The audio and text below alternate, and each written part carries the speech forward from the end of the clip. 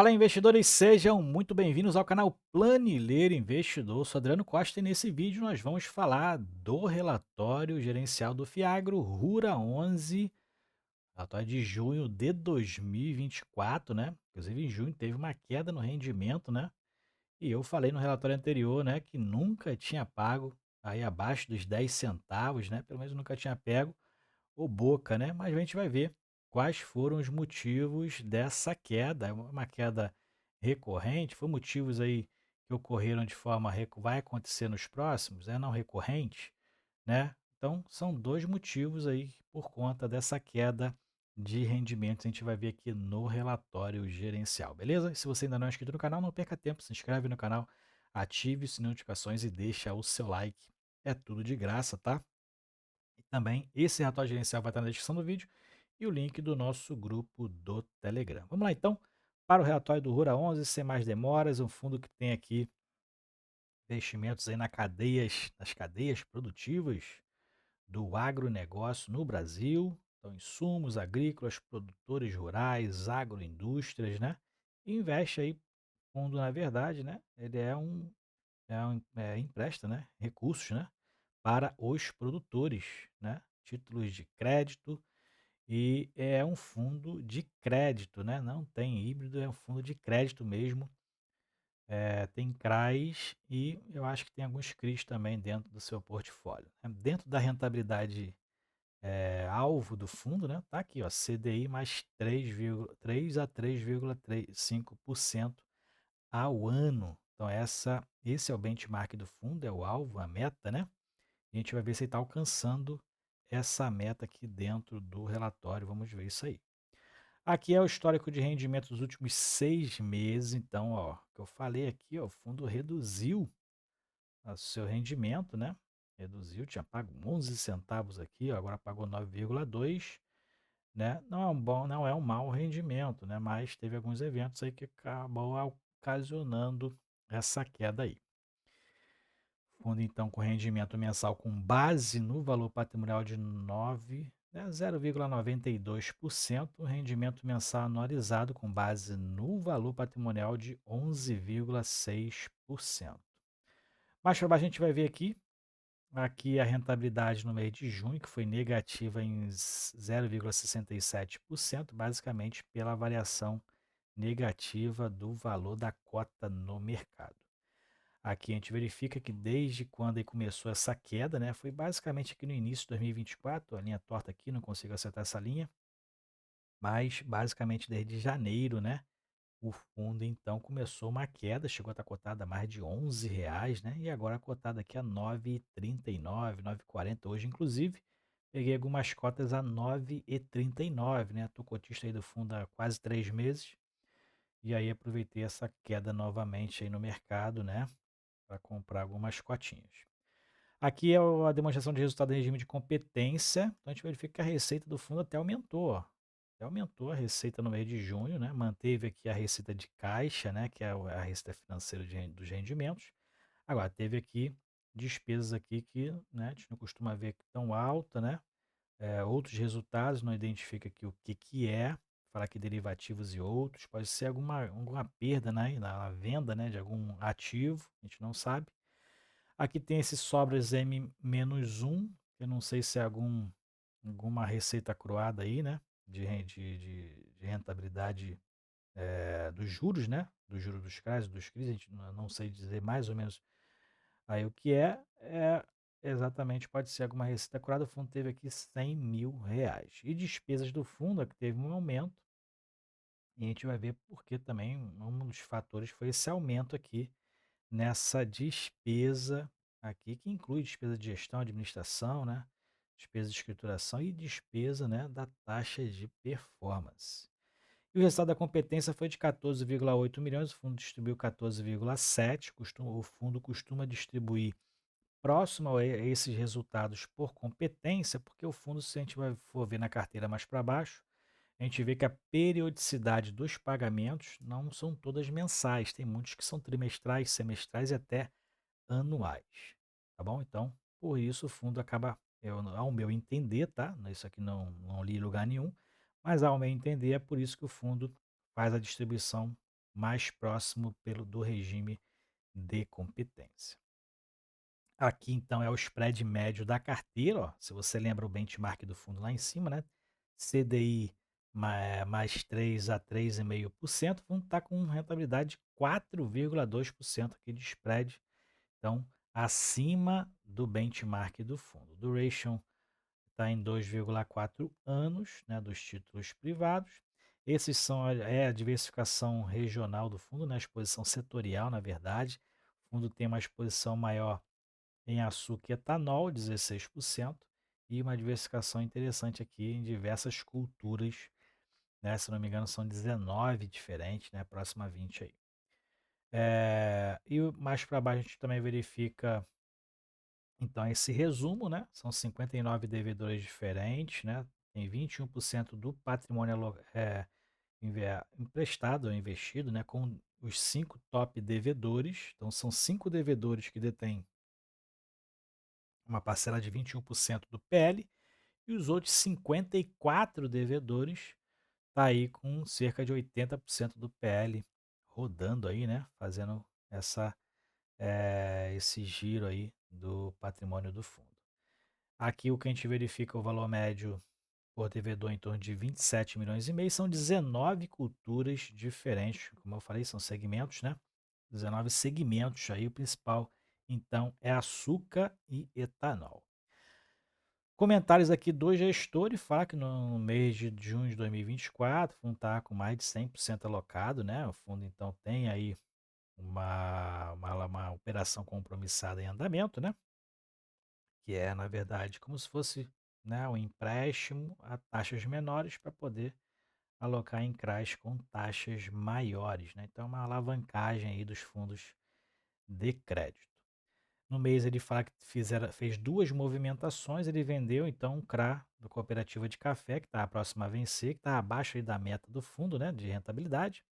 Com esse recurso, mais uma nova operação compromissada, reversa, o fundo comprou então o CRA Frigorífico de Aves do Estado de Minas.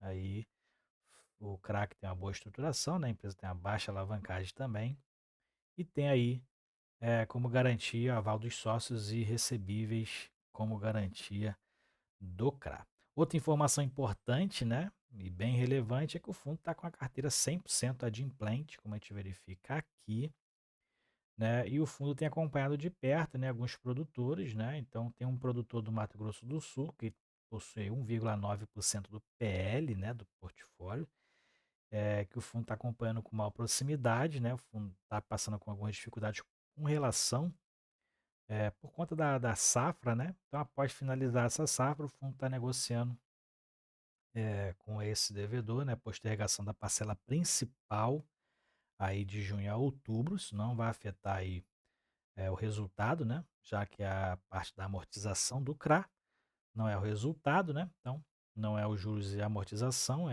não é os juros e a atualização, é a amortização. Não vai impactar, então, aí nos resultados do fundo, tá? Então, está praticamente fazendo aí algo parecido com um waiver, né? Botando para frente aí a parte principal dessa operação, beleza? E dentro dessa operação, o fundo fala, né, que tem ali uma garantia bem interessante, que é a alienação fiduciária da fazenda, né, a venda, e a própria fazenda ela cobre 150% do valor da operação, ou seja, 50% a mais do que o CRA em si foi estruturado, né? E o fundo tem aí, então, com esse valor com esse produtor. Bom, mais para baixo aqui, a gente vai ver agora por que então dos rendimentos ter caído, né? Para próximos aos 9 centavos, tá? O fundo destaca aqui dois, né? Destaca dois como os principais. O menor dividendo, né? Teve em relação, foi impactado pela quantidade de dias úteis menores, né? No mês de junho, teve aí menos dias úteis, o que impactou ali no fluxo de pagamento. A gente sabe que quanto maior os dias úteis, né? Maior é o cálculo, né? Faz ali o cálculo dos juros dos CRAs. Então, dias úteis menores aí em determinados meses impacta na receita desses papéis, tá? Então, o fundo teve esse menor dividendo ocasionado pela menores dias úteis do mês de junho e também teve o pagamento da taxa de performance. A gente viu lá em cima, né? Como aumentou as despesas do fundo e foi impactada aí principalmente então pela taxa de performance também, tá? Então são eventos não recorrentes, né? A taxa de performance é paga semestralmente, né? O fundo então paga aí todo mês de junho e mês de julho, né? Com caixa de junho e mês de janeiro com caixa de dezembro e acaba impactando nesses meses aí o rendimento, beleza? E ele fala aqui, inclusive, que nos últimos 6 meses pagou 64 centavos de rendimento, né? O que dá aí um rendimento anual de 13,2 anos, né? Igual a CDI mais 2,3% ao ano e tudo isso isento de imposto de renda. O número de cotistas atual, ó, ultrapassa os 76 mil cotistas e como eu falei, eu sou cotista do fundo, né? Sou cotista do fundo. Tem mais de 500 cotas do fundo atualmente, estou ampliando isso aí, né? Ainda tem pouca cota do fundo. O fundo é um fundo bem estruturado, na minha opinião, tá? Não é nenhuma indicação de compra nem de venda. De venda não, que eu estou falando bem, né? Mas é um fundo que eu tenho aí buscado alocar, mesmo porque está nas mínimas, né? Os valores estão nas mínimas, não quer dizer que não vai cair mais, tá? Mas está nas mínimas, tem uma boa gestão, né? E de um grande banco. Então, isso aí também vale muito quando você for investir em um FI ou um FIAGRO, né? Um FIINFRA. Valor médio diário aí também tem uma boa liquidez no mercado, ó, mais de 3,5 milhões de volume médio diário no mercado secundário. E o volume médio desde o início, né? Porque aqui pega também quando o fundo era menor, né? Então acaba que o volume diário tem aqui um volume médio diário menor, porque o fundo também era menor, só cresceu aí a partir do final de 2023. Aqui ele fala dos segmentos, né? Todos os segmentos teve de valorização, tá? Nesse mês de junho, soja, milho, algodão, né? Ele fala aqui também do açúcar etanol, que teve as mínimas em maio, teve um equilíbrio aí do preço também em junho. Quando a gente pega aqui a tabela, né? As variações de preço, a gente vê que no ano também tudo aí caindo. Suco de laranja em Nova York, Nova, é claro que não é isso, tá? Mas teve uma alta de 57%, realmente laranja aumentou muito, né, gente? A gente verifica esses percentuais aqui, mas a laranja aumentou demais desde a pandemia. Comprava o quilo a R$ 3, agora eu compro a 5. Então aumentou realmente bastante aí a laranja. E a gente vê aqui o porquê, né? Não foi só no Brasil, cenário também internacional. Preços externos, tá? Preços internos aqui, a gente vê também que soja, milho e farelo de soja teve valorização, boi gordo, bezerro, café arábica, então, ó, caramba, 65% de alta. Realmente o café também aumentou muito. Tá? O restante aqui tudo com baixa, algodão, etanol anidro, tudo com queda aí no ano, tá? No ano. Aqui é a carteira então do fundo, tá? Atualizada aí no mês de junho. Então a gente verifica aqui que, como eu falei, ó, a periodicidade de recebimentos de alguns é mensal, mas outros semestral, trimestral, tem alguns até que é anual, tá? Uns são, a maioria da carteira é indexada ao CDI, mas tem algo também aqui ao dólar mais alguma coisa, né? Tem IPCA também. Então, tem algumas nuances aqui que a gente tem que observar dentro da carteira que o fundo acaba fazendo uma distribuição mais próxima da regime de competência por conta disso, né? Acaba que o recebimento aqui acaba sendo em periodicidades diferentes, né? E então isso varia também em relação às distribuições de rendimentos. Carteira de mais de 1,6 bilhões de reais. Beleza? Então esse aqui, ó, é o próximo pipeline do fundo aí. O fundo está estruturando aí com estimativas de aquisição em agosto, 80 milhões de reais, dois CRAs aí, com pagamento de juros semestral e mensal. E essas aqui são as informações aí que não são dadas no início, mas são dadas no final, ao fundo, ao tamanho do fundo. Tem desde fevereiro de 2022, praticamente desde o início dos FIAGs aí que iniciou o final de 21, né? Taxa de administração de 1%, taxa de performance também, ó, isso aqui que impactou esse mês, ó, 20% do QCD CDI mais 1%. Não está rendendo mais que o CDI mais 1%, né? Por isso que a taxa de performance então impactou agora. Fundo com bom rendimento acaba tendo aí uma taxa extra, né? mas faz parte do negócio, né? É isso aí então. Se você gostou do vídeo, deixa o seu like, se inscreva aí no canal, compartilhe com a gente também se você é cotista do Rura 11. Eu sou cotista do Rura 11, tenho adquirido algumas cotas aí esse mês, caiu aí a cota agora recentemente, né? Então, abaixo dos 9,40 eu estou comprando.